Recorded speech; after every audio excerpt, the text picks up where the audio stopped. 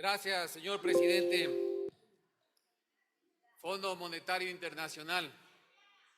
Esas son tres palabras con las que se ha hecho mucha politiquería en el país durante 40 años, presidente. Tenemos que ser honestos con nosotros mismos. ¿Por qué un país acude al Fondo Monetario Internacional? Porque nuestros gastos son más altos que nuestros ingresos. Porque no somos capaces de manejar ordenadamente la economía. Esa es la raíz del problema. Y es bueno mostrar cifras, compañeros asambleístas. En el 2006, el gasto público total del Ecuador, el gasto público total era 9.930 millones de dólares. 2014, el año más alto de la historia del país, 47.280 millones de dólares. Dispararon el gasto público a niveles demenciales. Ahí está el origen y la razón por la que tiene que endeudarse permanentemente al país. Porque la economía pública, compañeros asambleístas, hay que manejar como manejamos la economía familiar, la economía personal. ¿Hasta dónde podemos gastar? Hasta donde nos da las sábanas, hasta donde tenemos ingresos.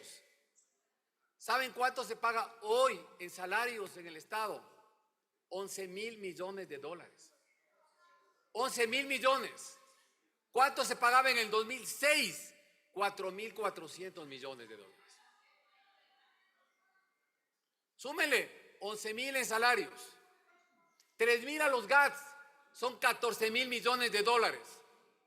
Para seguridad, llegamos a los 16.000. ¿Saben cuáles son los ingresos tributarios del Ecuador? 15.000 millones. ¿Cómo quiere que se pague la deuda del país? No pagamos la deuda. No tendremos acceso a financiamiento en el futuro. Entonces, no es del Fondo Monetario Internacional. Muy bien. ¿Cuál es la opción? China. China.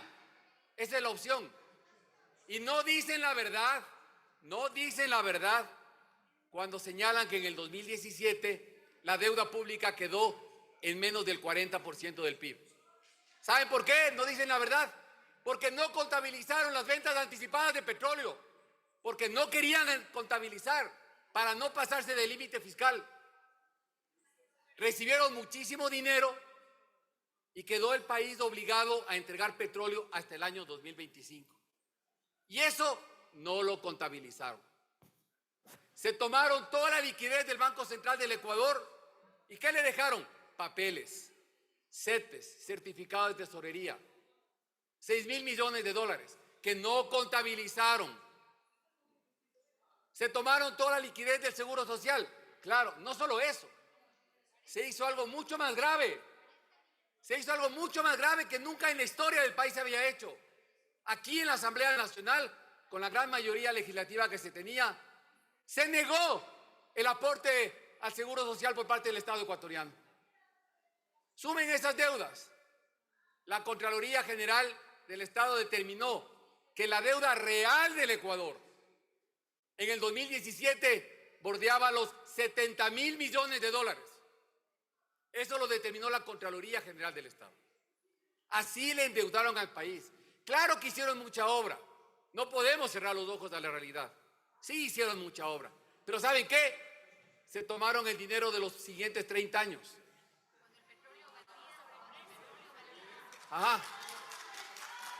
Porque cuando tomamos deuda, estamos tomando el dinero del futuro. Y se tomaron el dinero de los próximos 30 años. Y por eso quedaron jodidos Moreno, Lazo, Noboa y a lo mejor 3 gobiernos más. Así dejaron el país. Y tienen que admitirlo, son cifras y son números que están ahí sobre la mesa. Entonces digamos la verdad, el gran endeudamiento del país ocurrió en estos años. Y también nos pusieron muchos tributos. Ahí nació el impuesto a la salida de divisas. Ahí subieron los aranceles y las salvaguardas a niveles inimaginables. Por eso todo el mundo se iba a comprar en Perú y en Ipiales y en Pasto los productos porque aquí estaban sobrecargados de impuestos. Y luego vino el impuesto a la herencia y al patrimonio. Claro que hubo tributos. Y finalmente, yo valoro y reconozco que es necesario pedir transparencia. Pero hago una pregunta. ¿Los contratos de deuda con China no estaban guardados bajo 7 llaves? ¿Los contratos de crédito de China no eran confidenciales y reservados y a los que no se podía tener acceso? Y el país reclamaba transparencia en los contratos de crédito con China. No hubo.